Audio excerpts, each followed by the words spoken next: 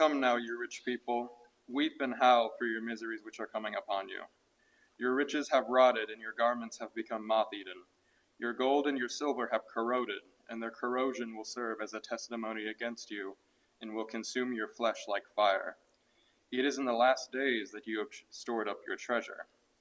Behold, the pay of the laborers who mowed your fields, and which has been withheld by you, cries out against you. And the outcry of those who did the harvesting has reached the ears of the Lord of armies. You have lived for pleasure on the earth and lived luxuriously. You have fattened your hearts in a day of slaughter. You have condemned and put to death the righteous person. He offers you no resistance. Well, good morning, church. Good morning. October is always known in American culture as a very scary time of the year. If you go back in time to September the 10th, 2001, it wasn't a very scary day. I imagine that there were a lot of people in the Twin Towers that day making a lot of deals. And I can talk to you about one who symbolizes a lot of things that was happening on September the 10th. Maybe we can say there was a young man, a young executive on the 47th floor in a Goldman Sachs office. He had Italian customized shoes on.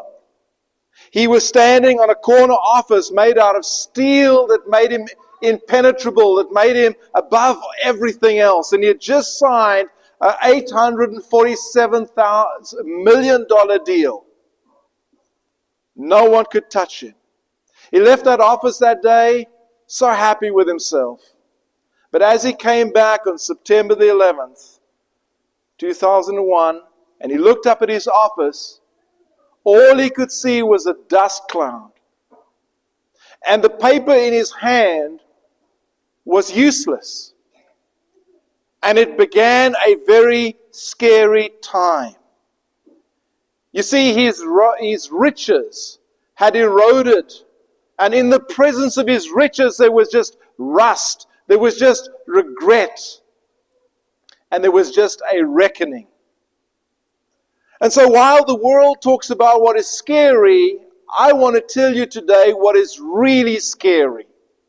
You're going to have an insight into the spiritual world as it really is, and not as people make it out to be. You see, that day, America realized that we were vulnerable. And the next day and the days afterwards, there was prayer in every classroom, in every office, in every street, in every house in this country. As people realized what they thought they could rely on, they couldn't. And so as we look today at James, you'll see these one words represents every sermon that we've had so far.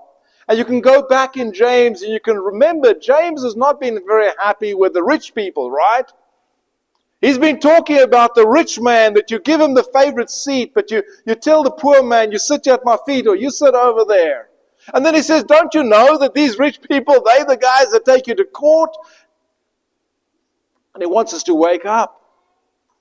And so he teaches us a sermon this morning in James chapter 5 that I don't know if it made him a very popular preacher. You know, Eric, he was talking about sin like it is, and we don't like to hear that, right? We like to go where people don't talk about sin. But he was laying it out. And these verses that we've just had this morning, they're pretty rough. I mean, they really speak to us. And I want you to go at it from this aspect. I want you to think about all of us in this room being rich. All of us in this room having more wealth than anyone in the rest of the world could even dream about. Most of the people in the rest of the world will swap places with you in a nanosecond. Also, I want you to go at this sermon as maybe not riches may not be your problem, but it might be something else. And I want you to let these words from James really speak to you. James was a really popular preacher in the church of Jerusalem. I would maybe say he was the pulpit preacher. And he'd risen to where people were coming to hear him preach, and yet he preaches words like this. Also, James was preaching to a people who were dispersed. Christians who were being slaughtered. And in persecution, when times are tough, there's always somebody who's going to take advantage of that. And so these are the people that he's thinking about, and he seems like he's pretty upset. And he starts by talking about our rust that's going to condemn us. Our gold, our silver is going to turn to rust, and that rust is going to be there as evidence, number one, against our lives. And then he's going to go on to not just rust that condemns us, but regret that is going to haunt us. Regret will haunt you if you see it like it really is. And then he's going to go to something that's going to terrify us as we look at that third point today. But let's begin with just rust, when treasure becomes a testimony against you, and you'll see the sacred corrosion that it's going to accumulate, and it's going to become this testimony against you. When he says here in verse 1, "Come now, you rich, weep and howl," he's not celebrating. He's not happy that they have this terrible thing being told to them. He's coming to them like a doctor that's giving somebody a diagnosis of terminal cancer. And he's telling them that in that state you're going to weep uncontrollably. You're going to have uncontrollable grief. And you're going to howl. You're going to howl like an animal that has been wounded. Several years ago, I was just a little boy. I was out hunting with my cousin, and my cousin was a really good hunter. But we walked over several mountaintops, and he found nothing. And so he was getting desperate. And he came across this little steenbokkie. A steenbokkie is a little ant buck about that big. It jumps from one stone to the next. It's very agile. It's a beautiful little creature. But he picked up his gun and he shot. And in his haste, he hit the front of this animal's mouth. And the scream that came out of that animal's mouth, I will never forget it. And he says, that's what happens. Come now, you rich, weep and howl for the miseries that is coming upon you. What's coming upon you? What's he talking about? He's talking about judgment. He says, if you really, really know what's going on in the world, you won't go to a haunted house to feel scared. You will understand that it's in your own life. Remember, we talked about looking at the mirror. The most dangerous person in the church is the person that looks back at you in the mirror every day. The most deceived person is you. Remember, we talked about that? And we said we're not going to judge anybody. We're going to look at ourselves. And now he's talking to us. And he's saying to us, weep and howl for the judgment, in other words, that is coming upon you. And then he says, your riches have rotted. They've decomposed like spoiled meat. Your riches have rotted. And your garments are insect-eaten. They're moth-eaten. You know, the portfolio that you might have, the real estate that you might have, the wealth that you might have in the banks, the luxury items you might have in the driveway, they literally like a bread that's been left out too long on the counter and it's all moldy. And he wants us to see that. By the end of this lesson, you're either going to make a paradigm shift or you're still going to be the same person you were when you came in. 3 weeks ago, we watched a precious lady come in and sit right over here next to Bob. I couldn't believe it when I was in a hospital room with two of the elders this past Sunday. Aubrey was just a shadow of who she was. I mentioned her name, and she couldn't rouse herself to open her eyes. The best we could do is have a prayer with her. She's not with us today. And it happens that fast. And so when I tell you, your life, Mark, is but a vapor that's here for a little while, and then it's gone, I really mean that. This is the chance, the paradigm shift that James is going to ask us to make today is don't let your wealth own you. Manage it. Manage it on behalf of God. I got interested in a store that wasn't open on Sundays because they're going to open a branch in Cold Spring, Kentucky, just around the corner from where we stay, and it might end up costing me a lot of money. It's called Hobby Lobby. They've got real comfortable chairs for men to sit, but I just not found them yet. You know they don't open on a Sunday? You know that the person who founded that store founded it on Christian principles. He decided he was going to tithe, like the Old Testament. And he came up with a saying, you can't outgive God. And the executives bought into it, and the whole company bought into it, and they just done so very well. Because he said, I'm not going to let the store own me, all the wealth. I'm going to manage it. It belongs to God. It's a very simple thing, right? It's a very simple thing. But it really works, and I can't tell you why it works. I just know it works. But I know the opposite is going to become rust that's going to be a testimony against you. And so look at how bad it is if you go to verse 3 here. Your gold and silver have corroded. It's very unusual for this to happen to gold. So we're talking more about a spiritual effect here. And their corrosion will be evidence number one against you in your trial when you come before God on the judgment day. Do you get that? And it might not be gold. It might not be silver. It might be the sin that so easily besets you. It might be something different. And will eat you flesh like gangrene, like fire. This greed that you have inside of you is going to eat you up. You have laid up treasures. You've laid up treasure for the last day. Ty, when's the last day? We've been in the last day since Jesus died. But what he's talking about here is our literal last day, which is going to be Judgment Day. Evidence number one is going to be that sin that so easily besets. It's going to be there. It's going to be obvious. Or it's going to be your gold and your silver that you thought you owned, but you don't. How much do I know you don't own that?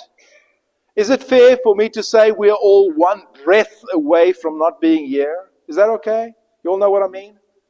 We're one breath away. I think it was 3 days ago, Mindy was having surgery, and I know that there was this anesthesiologist that was controlling your breathing. And I'm amazed that she's here today. Day 3 is not a nice time. But she's here today, and she understands. And we've all been there. Well, most of us have been there at some point. We understood we were one breath away.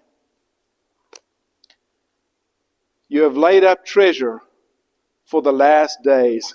And, this is not a good thing, he's saying, yeah, okay? You've laid up your sins that's going to testify against you. Many years ago, this young rich ruler, you can find him in Matthew chapter 19, around about verse 18. You can find him in Luke chapter 18, verse 18. You can find him in Mark chapter 10, around about verse 32. This young rich ruler comes to Jesus, and he's so happy and he's so excited. He says, good teacher, what must I do to inherit eternal life? And Jesus, why do you call me good? Only one is good, and that's God in heaven. And he says you must not do these things, and you must keep these commandments. He lists off 4 commandments to represent the 10 commandments. And the young man looks at Jesus, big smile on his face. He says, I've kept these since my youth. And Jesus looks at him, and he loves him. And he says, one thing you still need to do. Go sell all that you have, distribute it amongst the poor, and come follow me. I've got a theory, term about who that is. I think it's John Mark, personally, because he has details in there that only the first-hand eyewitness would have had. Jesus looks at him and loves him. Now, I can make this easy for you, and you can go to heaven and hell one day, judgment, whatever it is you can say. But Neville said, but it's stated in all the synoptic gospels, it's stated just like that. And I really think I'm not going to steer you wrong if I tell you, don't own your money.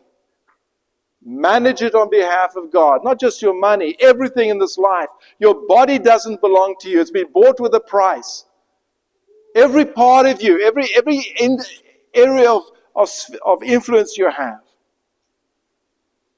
As many of you know, this morning, we have our grandbaby with us for the first time. And I had a hard time keeping it together as I heard Darwin singing, and that grandbaby hearing her grandmother sing at church for the first time. Right?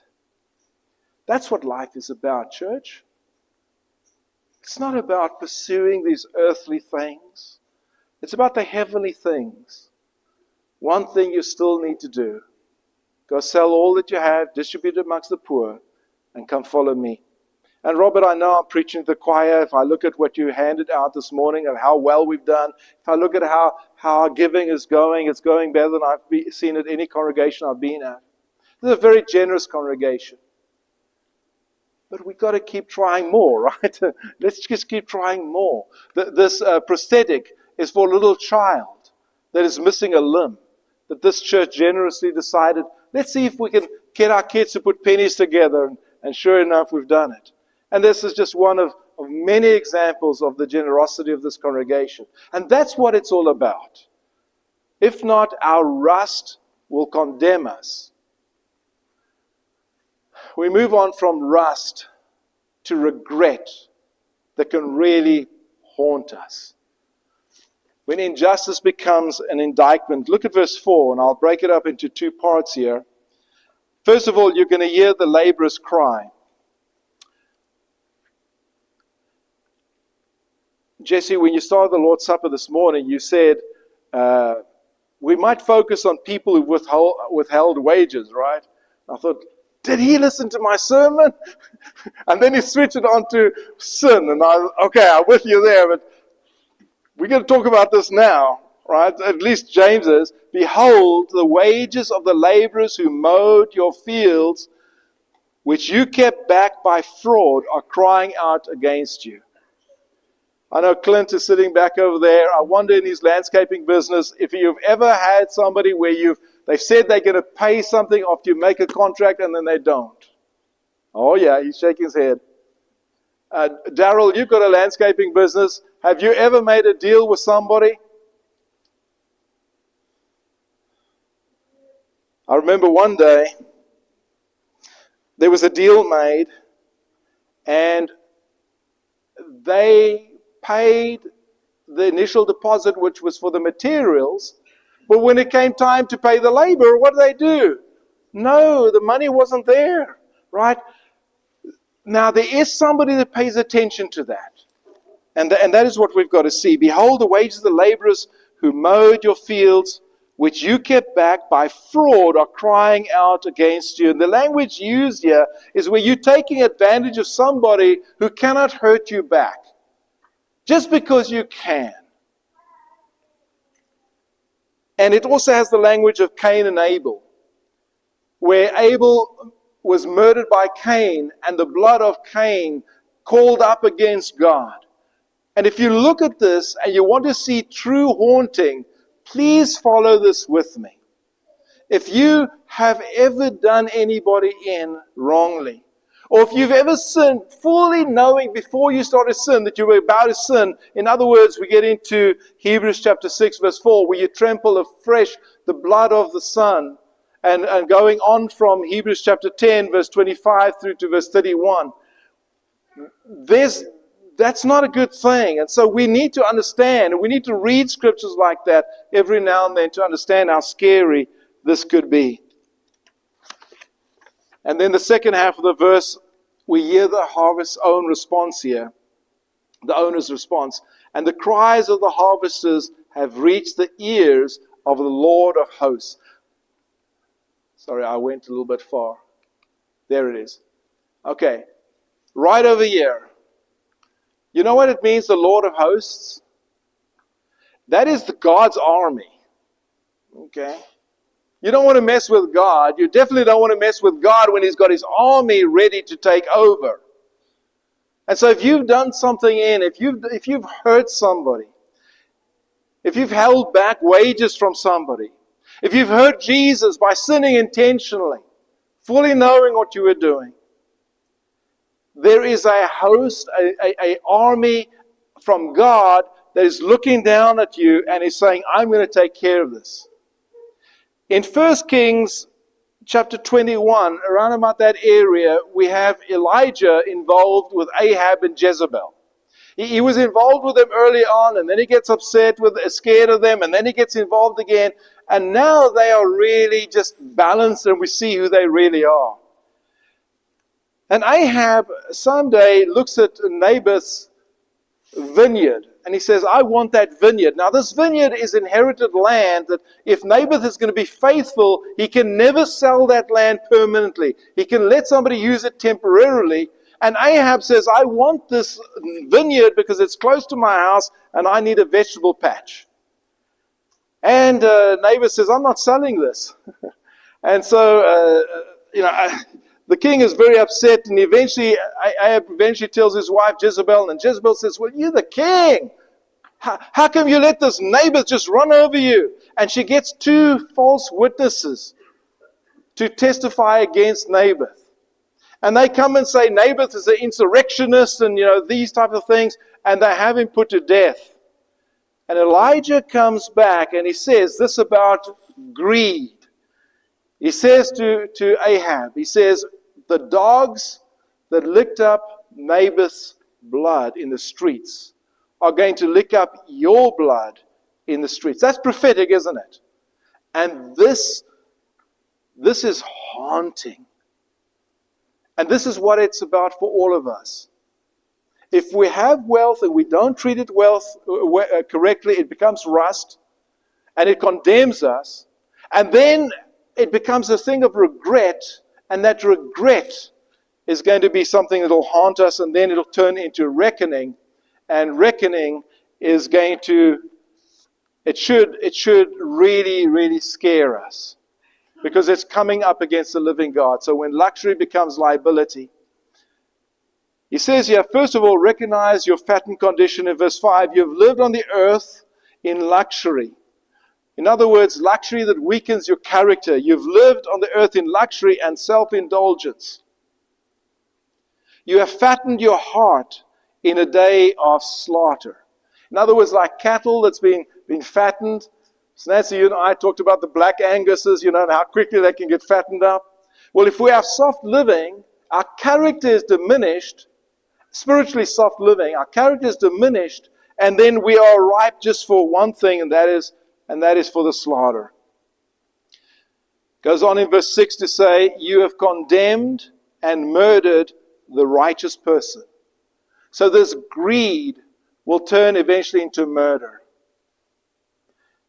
I heard the other day that the most persecuted religion on the face of the earth is Christianity.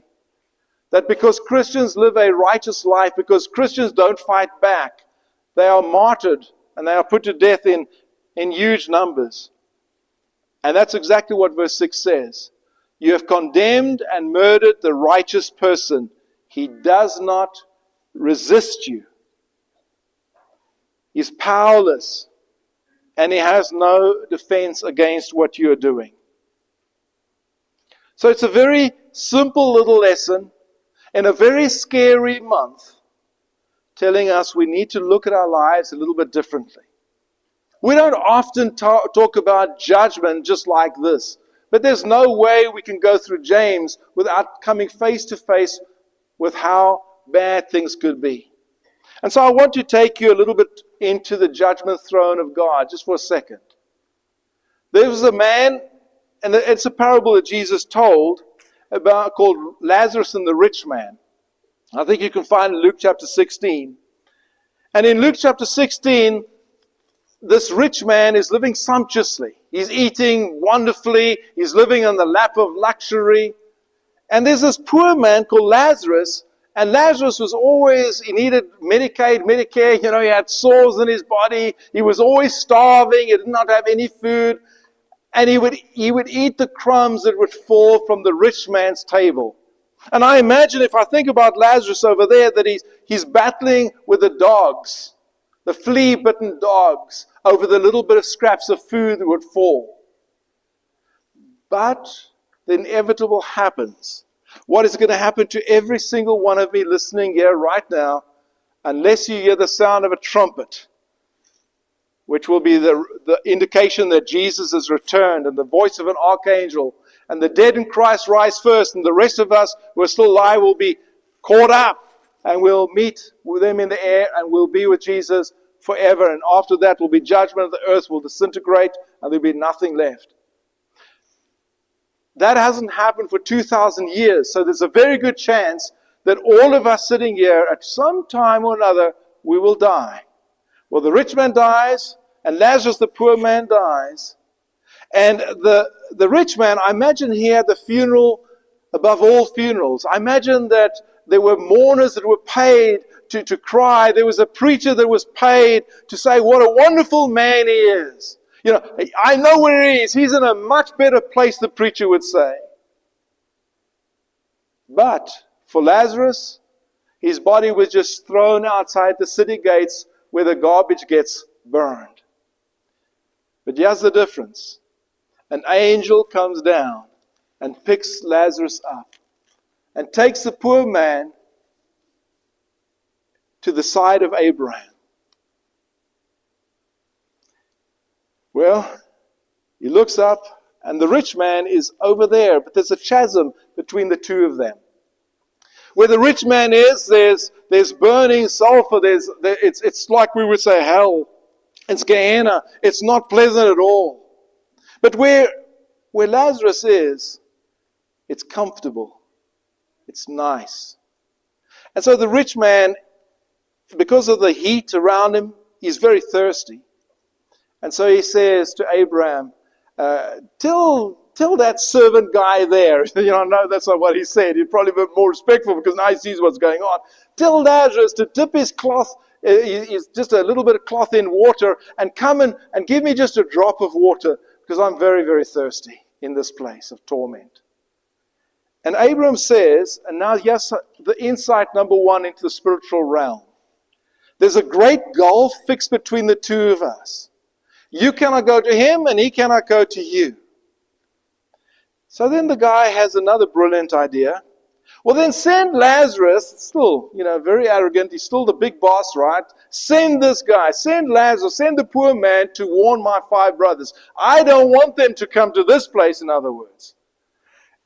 And Abraham says to him, and this is prophetic, if he won't listen to one who would raise from the dead, neither will he listen to any messenger that comes and talks to him. The person who raised from the dead is Jesus. What he's talking about, what Abraham is prophetically talking about here, is the death, burial, and resurrection.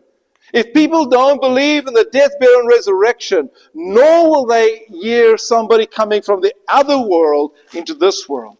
And the message I want you to have, first of all, is nobody can cross over in this gulf. And there's no second chances when you leave this world. There's no purgatory. There's nothing in between. Just like that, you're in front of God. And what you're doing right now is what you've got to answer for. There's no 1,000-year reign or any time that's going to take place where you can change God's mind. This is it, right now, right at this moment. When Jesus is just now in the song going to softly and tenderly call you, that's when you make up your mind. That's when you have this paradigm shift. I don't own anything in this world. Whatever I have because God gave me, and I'm simply a steward asked to manage it, like the 5-talent man. And the other spiritual lesson is, no one's going to be coming from there to here to talk to the living. The best evangelists are those people who are where the rich man is right now. If they could come back one more time, they absolutely would. And they would say, listen, that stuff we were saying, it's not true. You don't want to come here. It's really scary when you listen to some of the words that Jesus said about how we live. And I'm just going to read you a few passages in closing. In Luke chapter 16:25, he says of the rich man and Lazarus, "Child, remember that in your lifetime you received good things, and Lazarus in like manner bad things. But now he is comforted here, and you are in anguish. And besides all this, between you and us, and the great chasm has been fixed." Some of you have lived a very hard life. Some of you have had everything thrown against you that could possibly be thrown against you. And yet you're still here and you're still smiling. Because you get this lesson. Jesus said in Matthew chapter 6:19, "Do not lay up for yourselves treasures on earth where moth and rust destroy, where thieves break in and steal, but lay up for yourselves treasures in heaven, where neither moth nor rust destroys, and where neither thieves do not break in and steal. For where your treasure is, there your heart also will be."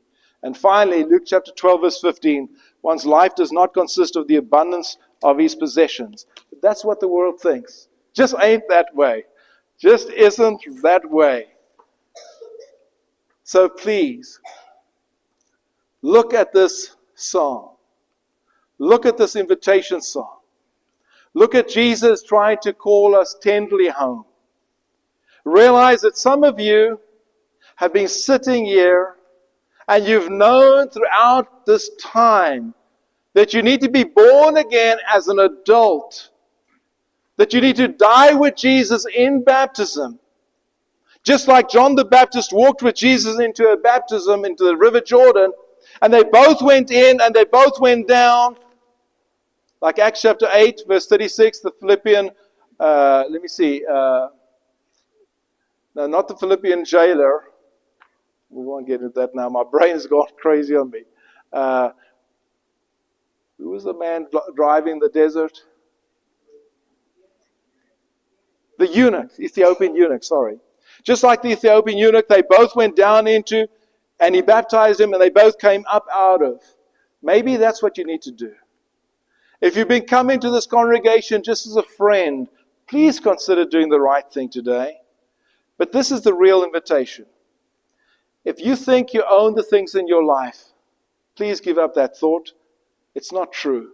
And become a manager, become a steward of what God has given you. If you want to respond to this invitation by coming forward, do so right now as together we stand and sing.